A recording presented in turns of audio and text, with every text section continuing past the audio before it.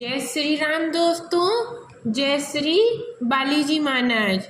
सबसे पहले तो आज 6 जुलाई आज से गुप्त नवरात्रि शुरू है। मेरी तरफ से सभी भक्तों को बहुत बहुत शुभकामनाएं गुप्त नवरात्रों की।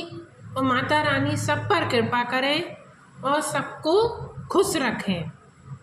आज की वीडियो में मैं आपको बताने जा रहा हूँ कि दीपक में आपको ऐसे क्या संकेत मिलते हैं जिनसे आप पहचान सकते हैं कि आपकी जो पूजा है वो इष्ट देव तक पहुंच रही है और आपकी जो पूजा है वो स्वीकार हो रही है और आपको उनकी कृपा प्राप्त हो रही है।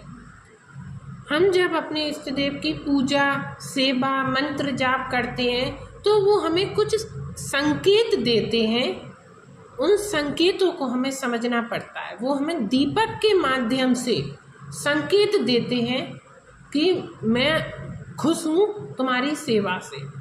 वो कुछ ऐसे संकेत देते हैं। वो ऐसा तो है नहीं है कि सामने प्रत्यक्ष आपको साक्षात आपको वो दर्शन देंगे या फिर साक्षात आपको बताएंगे, नहीं, वो एक आपको संकेत देंगे। कुछ ऐसे संकेत हमें दीपक से मिलते हैं जिनसे हम पहचान सकते हैं कि हमारे इष्ट देव हमसे प्रसन्न है। अब ये आपको समझना होता है कि ये संकेत है कि हाँ, मैं जो कर रहा हूँ अपनी पूजा वो मेरे इष्ट देव तक पहुँच रही है। ये आपको स्वयं समझना होगा। पहला क्या संकेत है? पहला है दीपक की लौ का तीव्र हो जाना।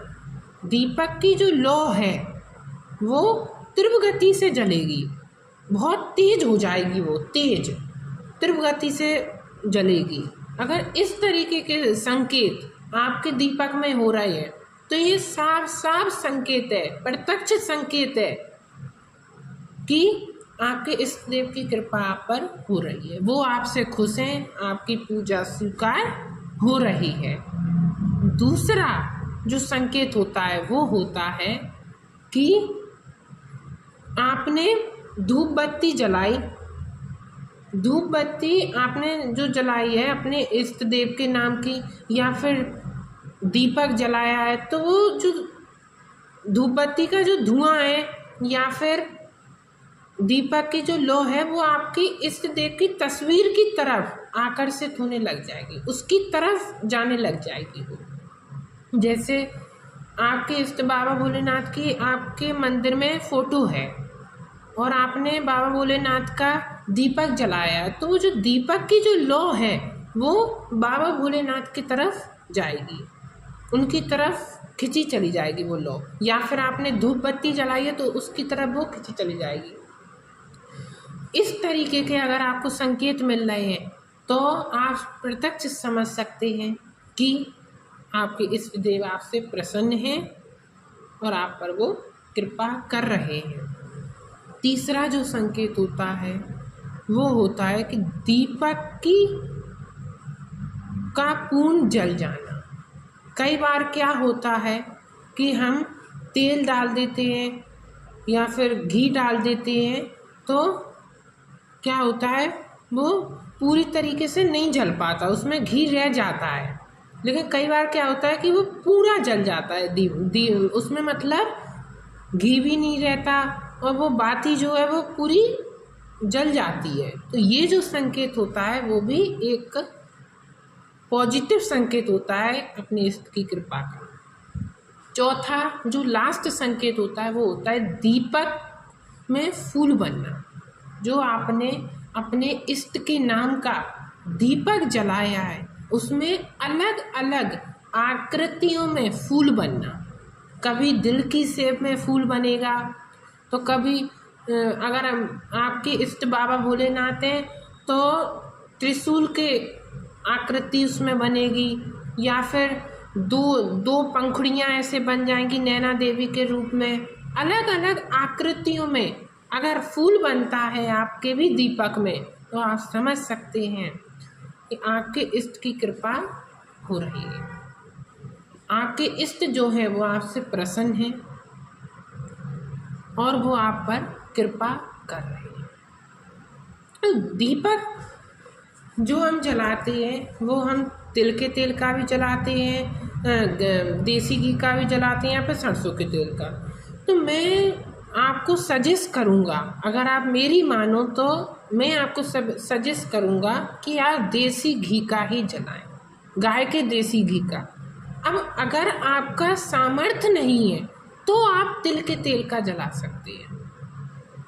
जैसे कि एक लेवल होता है ना कि सबसे ऊपर का जो लेवल है वो है देसी घी, फिर उससे नीचे जो है वो तिल का तेल है, फिर उससे नीचे जो है सरसों का तेल है। इसी तरीके से इस सबसे जो उत्तम है, जो बढ़िया हुआ है, अच्छी क्वालिटी का, वो है गाय का देसी घी। गाय का देसी घी की ही हमें जोत जलानी चाहिए।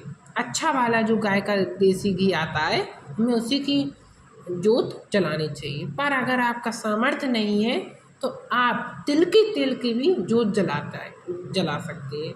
अब आपका अगर तिल के तेल का भी नहीं है तो फिर आप सरसों के तेल की जोत जला सकते हैं, कोई भी दिक्कत वाली बात नहीं है।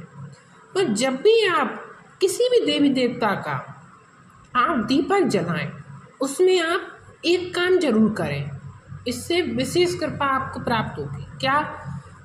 जैसे आपने हनुमान जी महाराज के नाम का दीपक जलाया तो उसमें आप 2 लौंग और 2 इलायची डाल दें।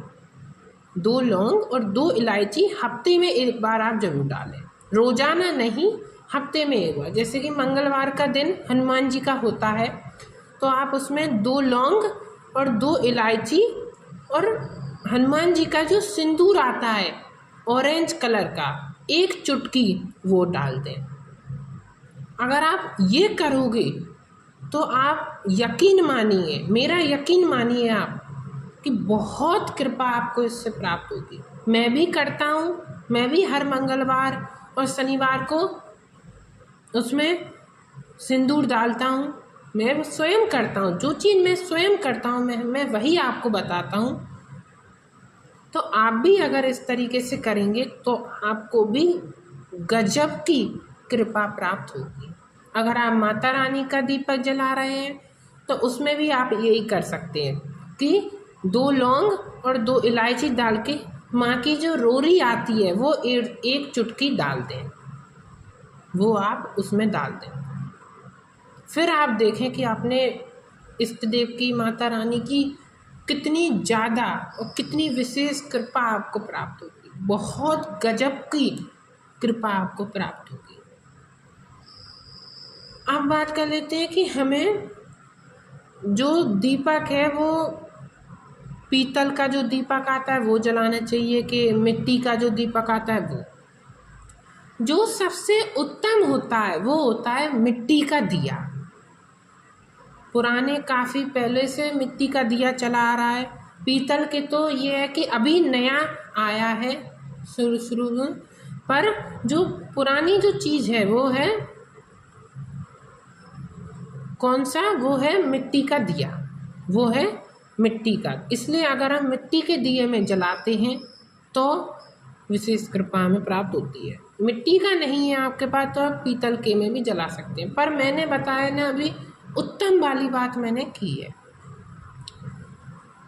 और जब भी आप वो करें, दीपक जलाएं, तो सुबह शाम आप दीपक को साफ करें, दीपक को आप धोएं सुबह, और फिर उसमें आप बत्ती रखकर देसी घी डालकर आप अपने इष्ट के नाम का दीपक जरूर जलाएं। और जो चीज़ मैंने अभी बताई है, 2 लौंग और 2 इलायची और थोड़ा सा सिंदूर, वो जरूर मिलाएं। इससे विशेष कृपा प्राप्त होती है, 100% होती है। मुझे आशा है आपको मेरी ये जानकारी अच्छी लगी होगी। अगर अच्छी लगी हो तो प्लीज़ लाइक और सब्सक्राइब जरूर करें। प्लीज़ सब्सक्राइब करें कि ऐसी ज्ञानवर्धक वीडियोस हम आपके लिए लाते रहें। और अगर आप हमसे किसी और टॉपिक पर, किसी और जानकारी पर अगर आप हमसे वीडियो बनवाना चाहते हैं तो आप कमेंट बॉक्स में लिख सकते हैं, हम उस पर भी वीडियो आपकी बना देंगे। जय श्री राम, जय बालीजी महाराज।